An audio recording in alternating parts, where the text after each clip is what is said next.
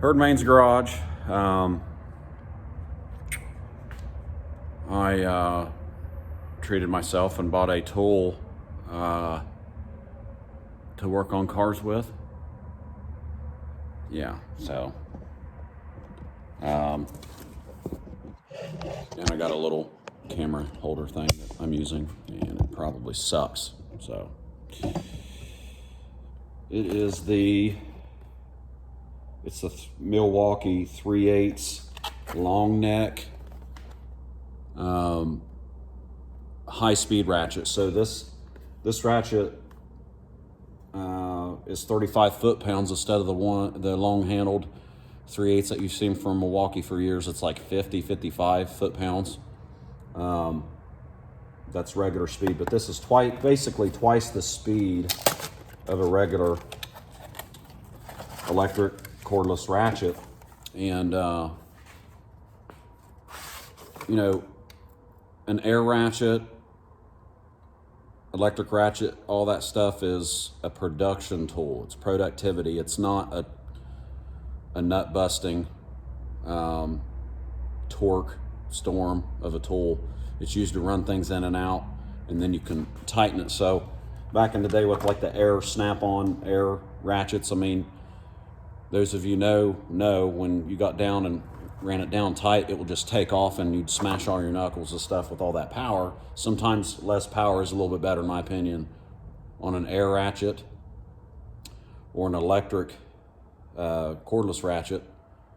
But more speed is kind of what I like and look for. So this is the new one that just came out. Got it from Acme Tools. They sent it to me in like 2 days. So here it is. I just now opened it up. The thing that is pretty good. Let's see, where's my stuff? I got a tape measure. Is the thing that I liked is the size of the head's a lot smaller than the other 3/8 that Milwaukee had. I do like the power reduction as well, but I want the increase in speed. That's why I kind of waited for this one to come out. They said it was coming out. So this thing measures in at about 1 1/8 yeah, I don't know. About 1 1/8 inches across. Man, that's pretty good. And this way, like 3/4 of an inch, and then counting the anvil is about 1 3/8 inches. So not bad. Overall length, and this is without the battery, is 14 1/4. That's without the battery, obviously. So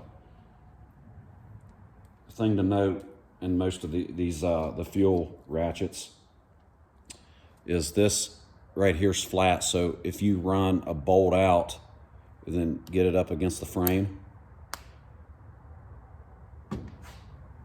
you're going to screw yourself, okay? Because you can't switch that to run it back in. You got to keep that in mind. That's the only thing I really don't like about that. Because, you know, usually you could get in and push it with a screwdriver or something. So could it still get done? Yeah, but you're probably going to screw something up. So keep that in mind if you use one of these fuel ratchets. Anywho, the only other ratchet I have is probably out somewhere, honestly. Where's that thing at? It's over here. I have the 3/8, and this is just the regular 3/8. It's not a fuel, but it's about the same speed as the other non-high speed ratchets. So well, let's just put a battery in this thing and see what happens. Okay. The light is light's actually pretty good. It's got the lock on. It does. That's a useless feature. Unless I guess if you're hauling around. Wow, that's pretty quick. Noticeable difference if you heard that. Let me throw another battery in this one. Guess this one will get a 4 volt or 3 volt. Here we go. They got different batteries in them, but these have the same amount of torque, about 35 pounds or so. But noticeable, and that's a lot smaller battery. That don't really matter.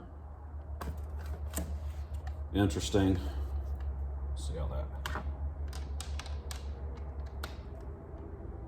Yeah, that's nice. The detent's not too tight.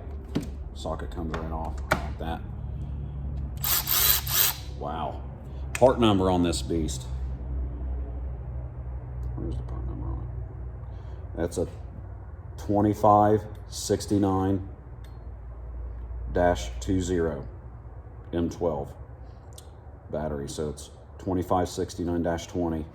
It was on Acme Tools. It's not, I don't know, it seems like there's not a lot of places out yet. This is the first place I could find with this one. And this is what I wanted. I wanted that small head on there and the 35 foot-pounds. Excellent. Actually, I would rather put a 3A battery on that. Very good. I like them standing up like this. So